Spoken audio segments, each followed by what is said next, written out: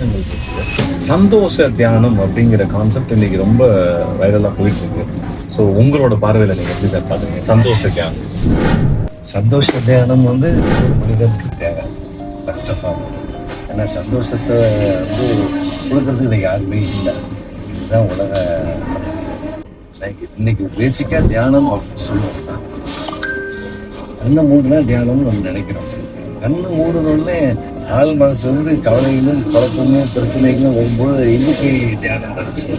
அப்ப அதனாலேயே தியானம்னாவே எல்லாரும் அது எதுவும் நமக்கு சம்மந்தமில்லாத விஷயம் மாதிரி ஒதுங்கி போறாங்க. பட் அப்படி கிடையாது. அதை மகிழ்ச்சியை மாத்திட்டோம்னா அற்புதமான விஷயம். அது எப்படி மாற்ற முடியும்?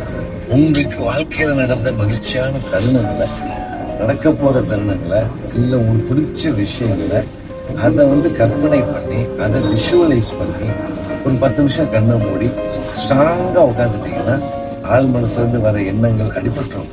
இந்த கற்பனைகள் அழகா போகும்போது அதை படிப்படியா உங்களுடைய அறிவு டெவலப் பண்ண ஆட்டோமேட்டிக்கா மகிழ்ச்சி ஆயிடுவீங்க. மனசு மகிழ்ச்சியாகவும் உடல் பூரிக்கும். அன்ற நாளே சிறப்பாக போகும். நடக்காதுன்னு ஆராய்ச்சி பண்ணலாம். அதை நடந்த மாதிரி நினைச்சு நீங்க வாழலாம். இந்த 10 நிமிட சந்தோஷமான வாழ்க்கை அன்றைய நாளையும் மாற்றும், நம்மளுடைய வாழ்க்கையே மாற்றும். மிகப்பெரிய அற்புதமான விஷயம் கற்பனை தியானம் சொல்றோம், சந்தோஷ தியானம்னு சொல்றாங்க. தேங்க்யூ.